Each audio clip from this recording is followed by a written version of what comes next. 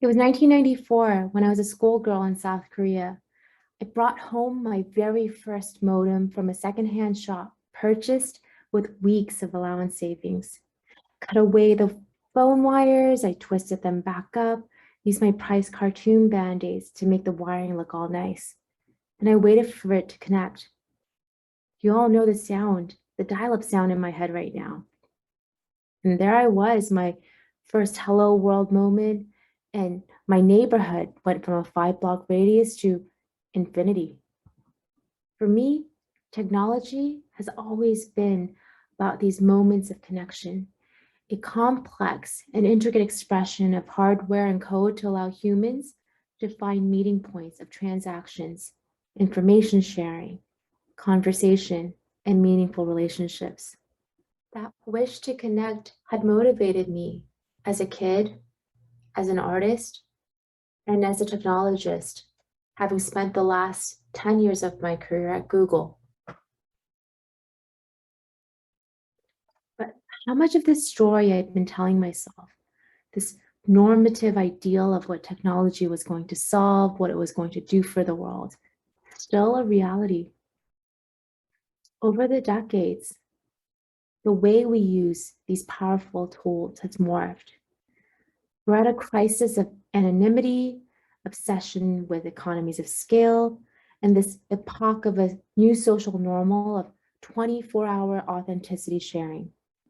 Collectively and personally, this promise of technology for connection has flattened to a platform experience, to reporting dashboards that show M for millions, B for billions, weekly snippets about how much we are scaling. So when I had a chance to think differently over the first half of 2020, I knew I had to reignite the meaning in my work again. I had to find the right mix of work and social impact.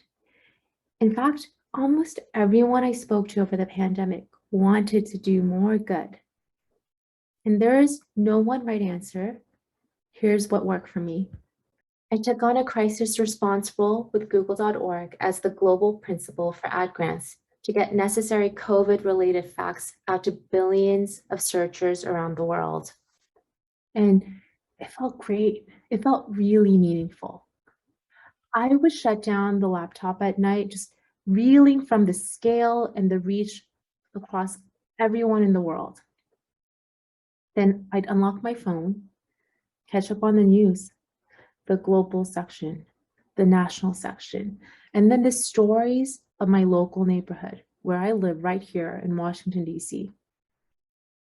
The stories of my neighbors in long lines waiting for food.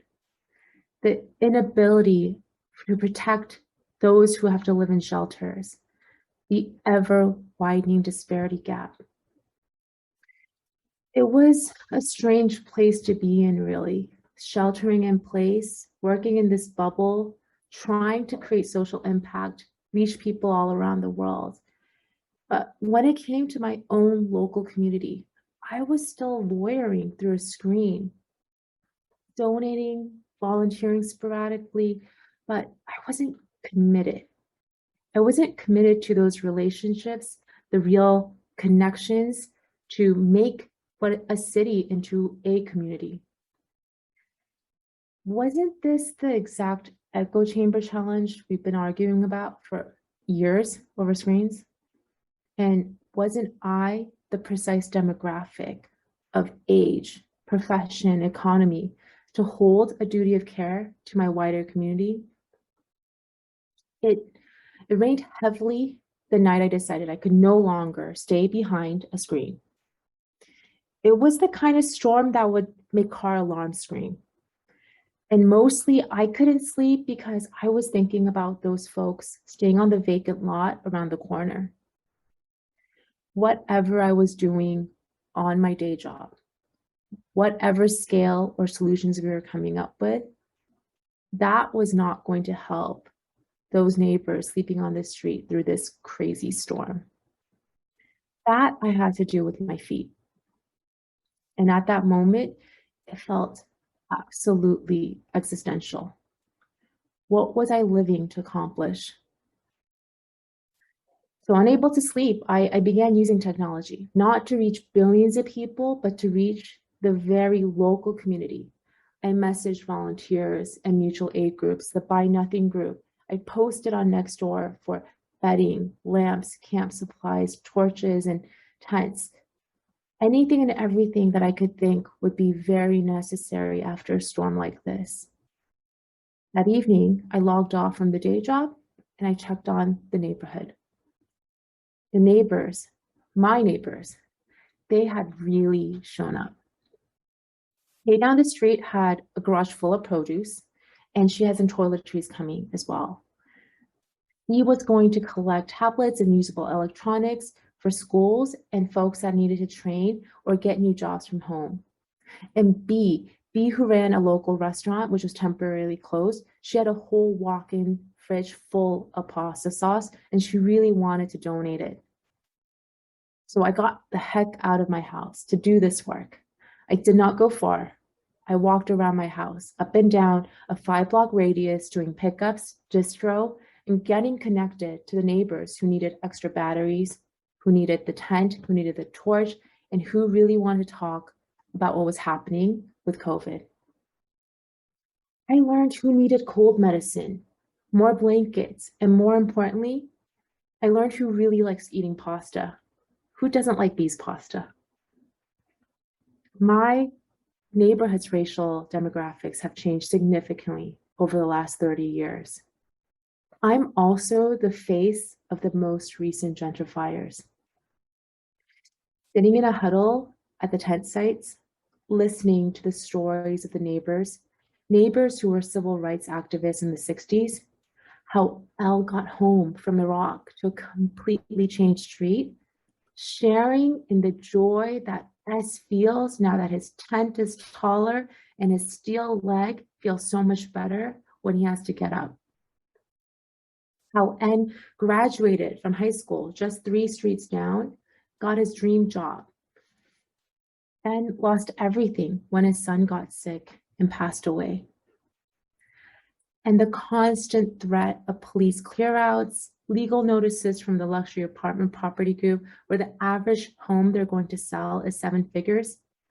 Yes, these are big issues. Big issues that are not going to get solved here on the corner. But the evening work of sitting together is just as important as the big scale daytime ones. All what happened over the last year and a half, a new advancement, where I'm settling into a habit of hybrid tech and local activism.